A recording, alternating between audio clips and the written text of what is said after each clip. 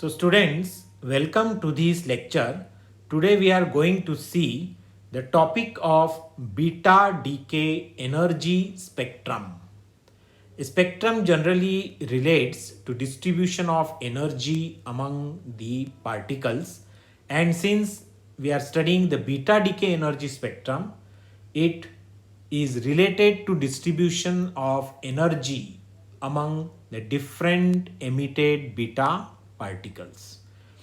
Now, to study the beta decay energy spectrum, a special type of magnetic spectrograph called Robinson type of magnetic spectrograph is used, and the spectrograph it measures or notes down the number of beta particles that are emitted with certain energy. So, what is the difference between an ordinary magnetic spectrograph and a Robinson type of magnetic spectrograph? We have seen in previous classes that the ordinary magnetic spectrograph it uses photographic plate as a detector, and so the number of particles emitted with certain energies can be noted down. But in Robinson type of magnetic spectrograph, a GM counter is used instead of photographic plate as a detector. So this improves the accuracy of the magnetic spectrograph, and the number of beta particles having certain energy that are emitted, it is more accurately noted down. So if a graph is plotted between the number of beta particles on the y-axis and the kinetic energy on the x-axis, then the graph which is obtained, it is called the beta decay energy spectrum. So this is the nature of graph that is obtained. This is the beta decay energy spectrum with number of particles on y-axis and the kinetic energy on x-axis. Some points are also noted here. One is the Q point, which is shown to be 1.2 million electron volts. Now from the graph, following conclusions can be drawn. First is that the beta decay energy spectrum is continuous, means there is no beta particles which is not having a certain energy, or there is no break in that graph. It is a continuous nature of the graph that is obtained. Second, in beta decay energy spectrum, beta particles with all the energies from E is equal to 0 to E is equal to certain value Q, that is a certain maximum value, all the beta particles having energy from E is equal to 0 to E is equal to Q, where Q is certain maximum value of energy are emitted. So this makes the graph continuous. Third point, the maximum value of energy of the beta particles that is emitted is Q. It is called the end point energy. The end point energy Q is equal to the Q value of the beta decay nuclear process. We have seen that Q value of a nuclear reaction, it denotes the energy that is liberated, maximum energy that is liberated in a nuclear reaction. So end point energy Q, it is equal to the Q value of the beta decay nuclear process. The end point energy which is released in the beta decay process, it is different for different radioactive nuclei. Means if we are having different radioactive nuclei which shows beta decay process, then the end point energy it will be different for different radioactive nuclei. Now there are some difficulties in explaining this beta decay energy spectrum. First difficulty was there is a violation of law of conservation of energy. Now in the beta decay process, the beta particles with all the energies from E is equal to 0 to E is equal to Q, where Q is the maximum value of the energy of beta particle that is emitted. So all the beta particles having energy from E is equal to 0 to E is equal to Q are emitted.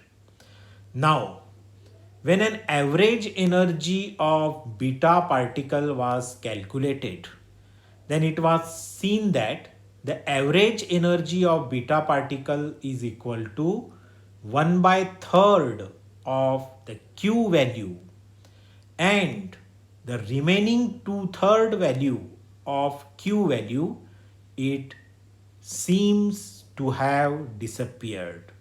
This remaining, where this 2/3 value of Q value has gone, this could not be explained. So there seems to be violation of conservation of energy. This was the first difficulty that could not be explained for a beta decay energy spectrum. Second difficulty was that there seemed to be violation of law of conservation of momentum, linear momentum. Now in beta decay process, the direction of emission of beta particles and the direction of recoil of nucleus, they were not found to be exactly opposite. If this direction of recoil of nucleus and direction of emission of beta particle is exactly opposite, then the linear momentum will be conserved. But experimentally, these directions were not found to be exactly opposite, and so there appears to be violation of law of conservation of momentum.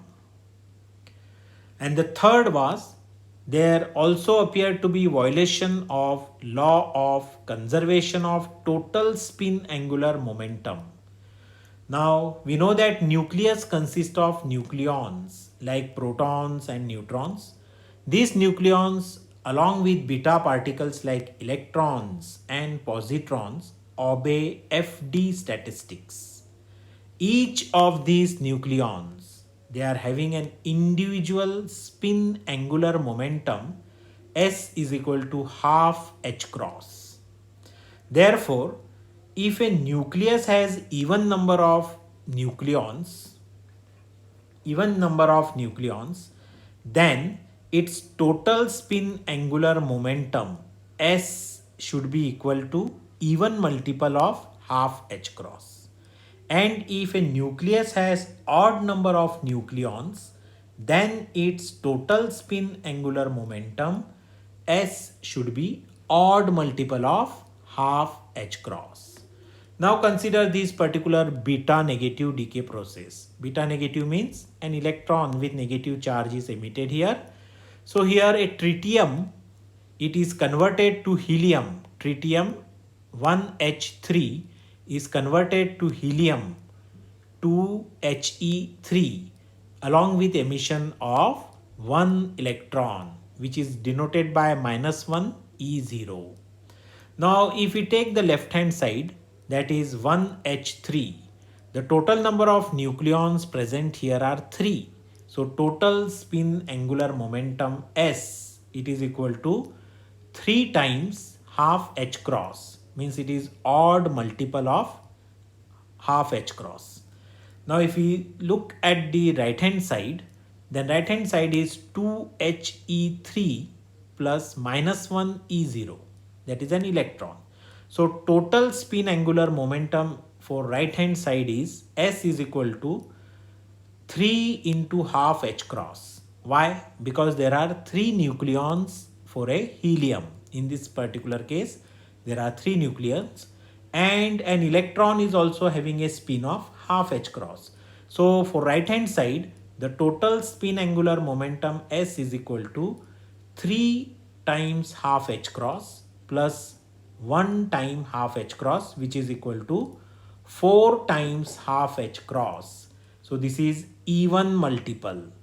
On the left hand side, the total spin angular momentum was odd multiple of half h cross, while on the right hand side the total spin angular momentum is equal to even multiple of half h cross. Thus, in this particular beta negative decay process, there seems to be violation of law of conservation of total spin angular momentum. So in short, for a beta decay process or beta decay energy spectrum, there are three violations. First is violation of law of conservation of energy, violation of law of conservation of linear momentum, and violation of law of conservation of total spin angular momentum. So in the initial days, the beta decay energy spectrum could not be explained satisfactorily. And these discrepancies were removed when Pauli introduced the neutrino hypothesis, which we are going to see in next lecture. So that's all for the beta decay energy spectrum. Have a nice day.